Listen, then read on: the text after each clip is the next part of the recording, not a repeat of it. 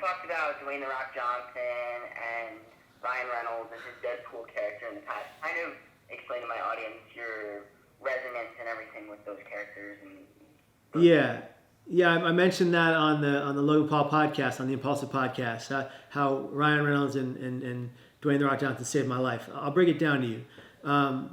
In high school, my father had bought me the book The Rock Says, and that book became my Bible because there was a passage in it. I would highlight several places in the book that meant so much to me. But that book became my second Bible, if you will, because of a passage in it about defeating depression and having faith in the human condition, and that The Rock and Dwayne Johnson, The Rock, went through severe depression, close to suicidal thinking, and he defeated it through a mantra of his own of staying here. We all know that even now, his mom did attempt to take her life, and he saved her life from dying, as in he pushed her out of the way of a moving truck, and put himself at risk to do so. So he has a really close connection to both suicide and depression. And in reading that book, it would help me get through every psych ward stay I was ever in, until in my 5th psych ward stay. And that, by the way, the book was autographed by The Rock, which is very important and special to me. My father waited in line to get it autographed. And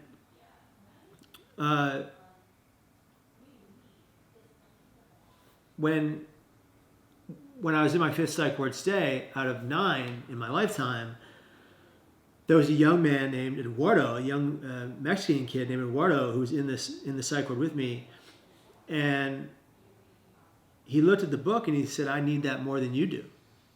And I remember thinking, "Oh no, buddy, I'm not giving away this book. This is really special to me. Plus, it's autographed." He goes, "No, you don't understand. I need it more than you do." As in, he was suicidal right then, and I had told him about the passage, a week prior to in the psych ward, and how it helped me. I let go of the book. I gave it to this kid.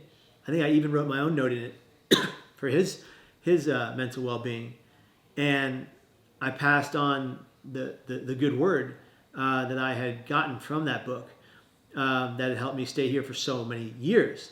And I realized I didn't need the physical manifestation of the book in my hands anymore. I always had the message from The Rock in my head. And in having that, he absolutely helped save my life, because when I initially read that passage was when I was most contemplating suicide, and it kept me from attempting in that particular situation. Now, next to that, Ryan Reynolds and his portrayal of Deadpool, and really the Deadpool character in itself.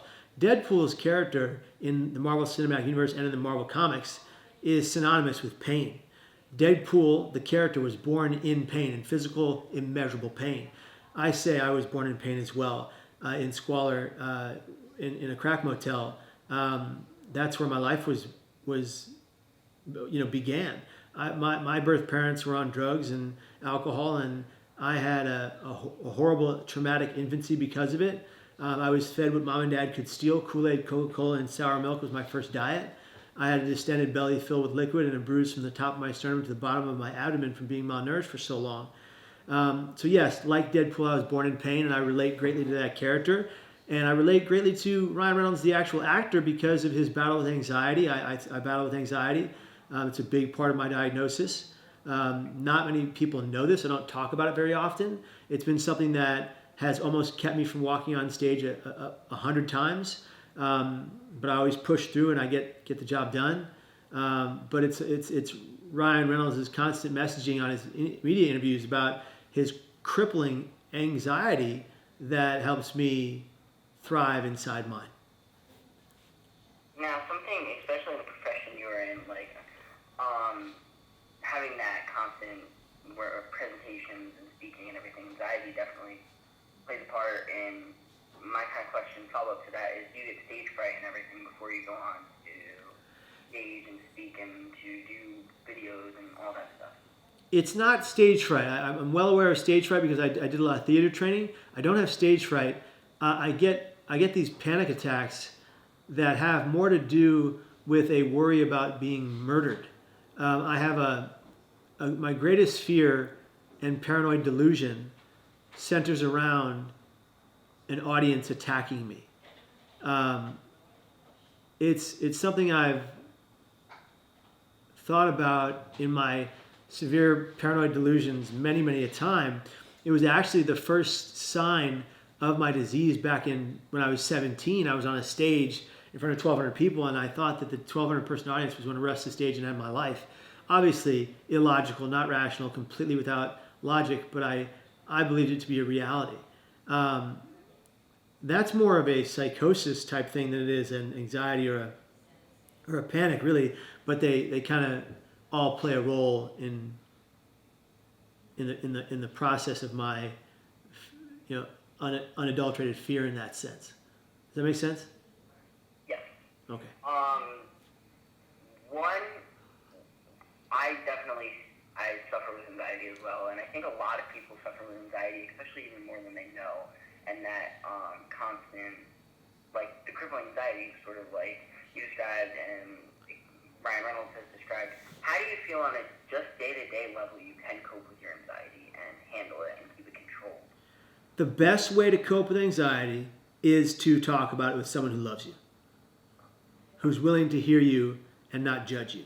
That is the best way to cope with anxiety. And if you don't have someone right there with you to cope with you with that anxiety, definitely text the crisis text line. You can text CNQR to 741-741, the crisis text line. That's our foundation's Conquer keyword. It stands for Conquer Your Pain. The C stands for Courage to Talk About Your Mental Health. N stands for Normalize the Conversation. Q stands for Ask Those Questions. Are you suicidal and do you have a plan? They don't put the thought in someone's mind. They give them permission to speak on their pain. And R stands for Recovery. And I'm pointing at myself with my thumb right now, living proof. And so if you can find someone to conversate with, text with, interact with about your anxiety, you can overcome it. Another question for you. This is completely out of the realm of kind of deeper stuff we've been talking about. But what are your hobbies outside of doing your speaking and everything else you do? I love sketch artistry. I collect comic books. I love collecting comic books. Love drawing and sketching cartoon and comic book characters.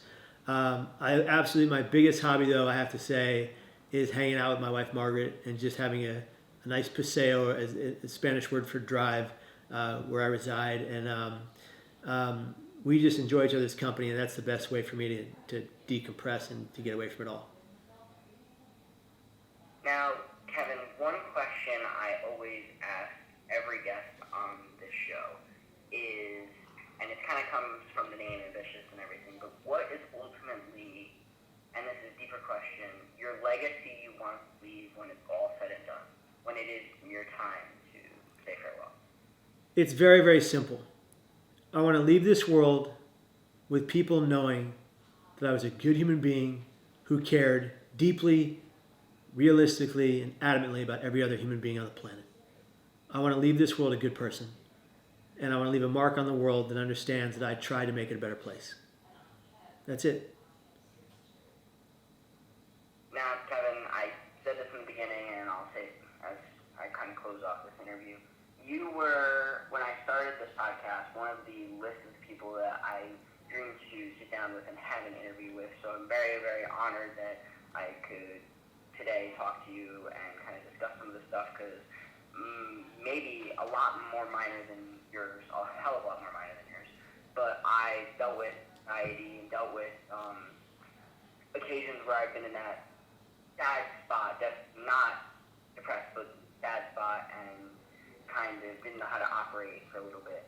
But it's very, very powerful to look at someone like you on social media, look at someone like you doing podcasts, doing YouTube, doing all this stuff, and show people that it gets better. I mean, you were in a very dark place, and you battled like hell and got the hell out of it. And yes, you still may deal with stuff, but you constantly are able to keep it in check and contain it, and you have your ways of doing it, and it's so admirable and something, it's incredibly inspiring, and you're one of the bucket list people that I want to have on this show, so thank you so very much for coming on. Thank you, my friend. It was a great conversation we just had. I'm really grateful for it, and I really appreciate you for making it all happen. Thank you. Thank you very much, Kevin Hines, for coming on the show. No problem, brother. Glad to.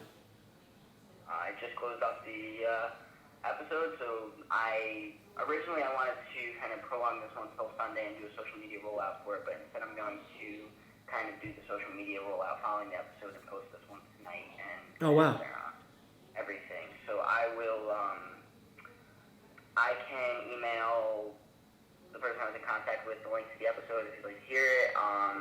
Yeah. I always post a kind of cover art for the episode and a brief description of it on our Instagram, and I will tag you in all of that stuff and mention you and all that on Twitter, everything as well. Thank you, my friend. I got a question for you. Yes. We filmed it on our end. Is this something after yours airs that we can post on our site? Oh, hell yeah. I'd be honored. All right. Sounds like a plan. Thank you very much, my friend. Thank you very much for coming on. It was an absolute honor. Thank you very much. Oh, and would you do me a favor? Would you send me the sound file, the audio file? Yes, of course. Okay. Thank you very much. Appreciate it. Thank you. All right. Take care, brother. And call anytime, okay? Thank you very much. All right. Peace. Guys, that was a special episode. That was a special podcast. 3, 2. Guys, that was a special Mental Health Marvels podcast EP. It was a dual podcast. Dylan making his podcast for his crew, me making my podcast for mine. My personal story, which not all of you have heard, but here in a different way with the questions he asked, which are very innovative, intuitive, intelligent, wonderful questions. Thank you, Dylan, for that great podcast. We greatly appreciate it. Guys, be well. Work hard. Be here tomorrow and every damn day after that. You are beautiful just as you are. You are intended to be here until your natural end. You are perfect just as you are, and you are 1,000 times greater than the worst thing you've ever done. So whatever the heck you do, be here tomorrow and every damn day after that. See ya. Yeah, did I mean? Let's go.